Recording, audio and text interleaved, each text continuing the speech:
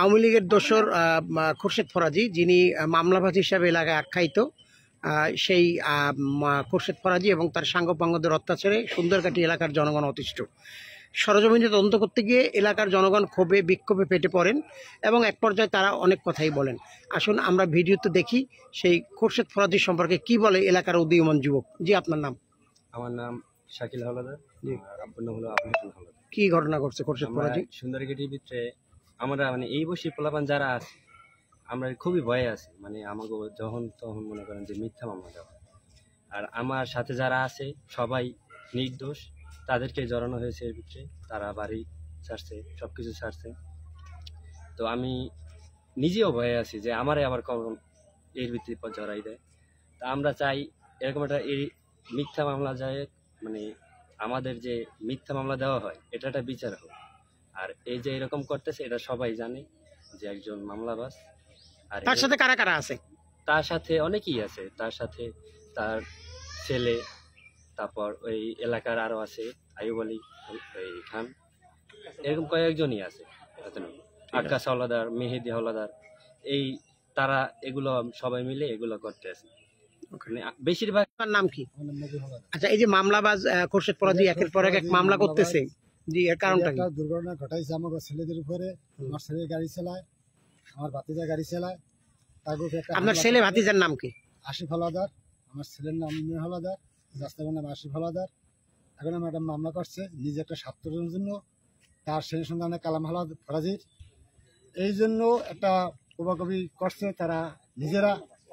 এই সাথে এই পরিমাণে কোনো আমার ছেলে বানেই আসতে পারে না, বন্যা অবস্থা বর্তমানে আছে, কুরবানি তো আসতে পারে না।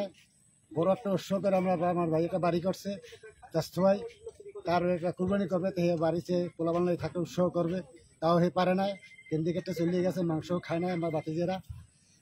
এই আর আমরা এই আর একটা আমরা সাহাপালের একটা আমলিক অনেক আগে থাকছি আমরা অনেক ভয় করি। তারা এই ঘটনার পর আমরা আগেও তারা ভয় করতাম যে কোনটা কোন সময় ঘটনা করা গেল। এর পরবর্তী আমি এই হামলার পর এই করছে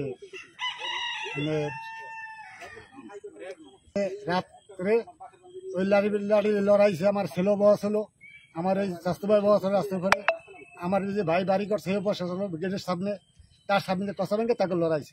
আমি আসলাম এই জায়গায় রাস্তায় কাজ করাই। আমি মনে করছি এরা আসছে বেশি দূর লোকজন, আমি একটু দূরত্ব আওয়ালে রয়েছি। পরে দিন না হারা না, অন্য লোক একাইছে। এই বই এরা ঘরে একটা আগুন দিয়েছে। রাত্রে আগুন দেওয়ার পরে আমি বাড়িতে সিকিউরিটি গার্ড, আমি টের পাইছি যে গাড়ি শব্দ হয়, দরজা ভাঙে, আগুন জ্বলে, টিন ফোড়ে। আমি দুয়ার দরজা মেলিয়া ওই সাইডে জানলা আছে পুষ্করির দক্ষিণ সাইডে, ওইটা দিয়ে আমি করছি, চাউনি করছি। আমার টর্চলাইট মারছি। যারা তিনটে লোক আইয়ুব আলী খা, খোরশেদ ফরাজি বড় পোলা, আর খোরশেদ ফরাজি, এরা একটা তাল গাছ আছে কোনায়, তাল গাছে দাঁড়ানো। আমার বাড়ি যে নামছে খিস্তি করে দৌড়িতেছে। এই দৌড়ের পর 100% মানুষজন নামছে, আগুন পাট নিবেছে। আমরা এই ছোট্ট একটা বিচার চাই, কারণ আমাকে এই ছেলে পান হরানি করা, বাড়ি গেলে মা বাপ দেখতে পারে না, এই আমরা একটা বিচার চাই। এবং এই খোরশেদ ফরাজির বাড়িতে যারা ওয়ারিশ আছে, আপনার আজহার ফরাজি ছিল, সে তার নামে মামলা করছে। তারপর শাহ আলম ফরাজির নামে মামলা করছে, মানিক ফরাজির নামে মামলা করছে। এইরকম এলাকার অনেক মানুষের নামে ওই মামলা করছে। বাড়ির ভিতরে এমন কোনো মানুষ নয় যে ওর মামলা না খাইছে। এবং এমনকি ওর ছেলেরে ওই গুম করিয়া ইন্ডিয়ায় পাঠাই দিয়ে তারপর পর্যন্ত গুম কেস পর্যন্ত করাইছে। ওই এই খোরশেদ ফরাজি এত বড় একটা মামলাবাজ। ওর কারণে আমরা এতটাই 16টা বছর খুব জ্বালা যন্ত্রণার ভিতর ছিলাম। কিন্তু আমরা এখন এইটার সুষ্ঠু বিচার চাই। সে এখন কি করে, থাকে কোথায়? সে এখন একটা ফার্মেসি দিয়েছে বাজারে। আসলে ওর ফার্মেসিটা মূল ইন্ডিয়া, ওর হচ্ছে মামলাবাজি। আর ওই ফার্মেসির আড়ালে ওর মাদকের ব্যবসা আছে। কোন বাজারে? এই সুন্দরগেটি বাজারে ও মাদকের ব্যবসা করে। এরকম প্রমাণও আমাদের কাছে হালকা পাতলা আছে। হ্যাঁ, এবং কি একটা বাড়ির সামনে একটা মসজিদ করতে চাইছে, এই মসজিদটা পর্যন্ত করতে দেবে না। কত বড় হারামি, অক্ষের জায়গার এই মসজিদ পর্যন্ত করতে দিতে আসে না। আপনার নাম কি? আমার নাম সোনিয়া। আচ্ছা, কি ঘটনা ঘটছে বলেন তো খোরশেদ ফরাজি? খোরশেদ ফরাজি ওই বাইরে যে কোপাইছে আর খোরশেদ ফরাজি পোলায় এই নাম দিছে আমাগো বাড়ির ছেলেগো নামে। তারপর এই সব ঘটনার পর আমাগো এই ছেলে পলান্ত আছে, এরা বাড়ি ঘরে আসতে পারে না পুলিশের ডরে।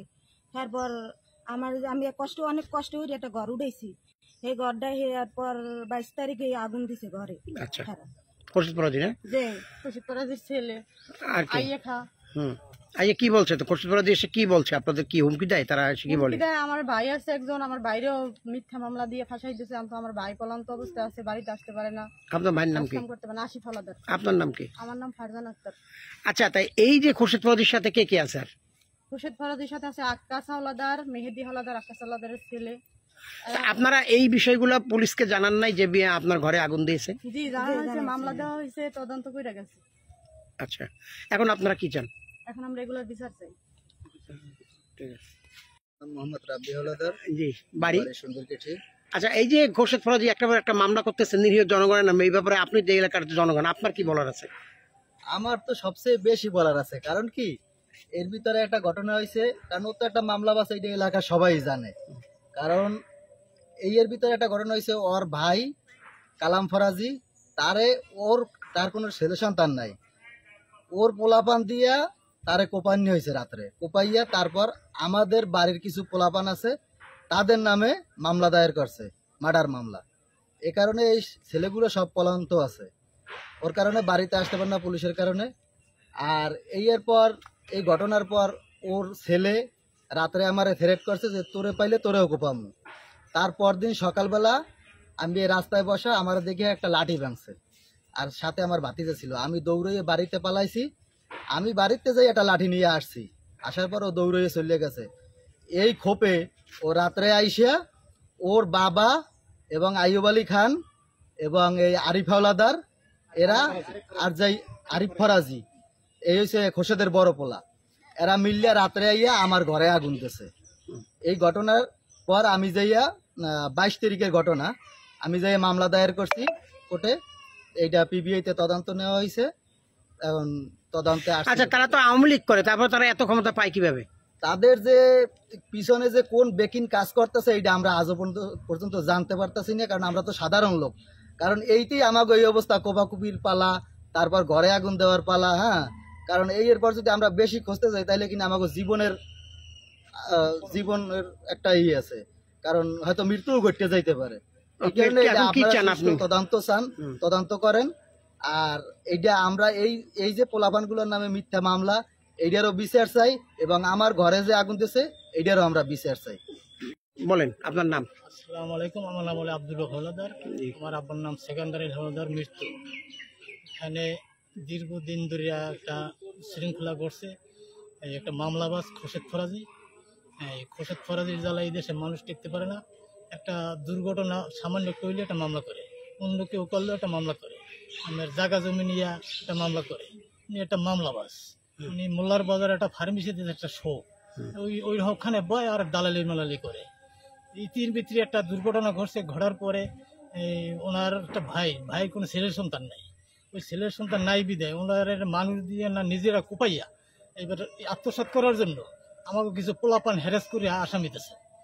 এই ওনার কাজই এই ওনার লগে আর আছে আক্কাস হাওলাদার একটা, ওনার ছেলেও চোর, উনিও চোর।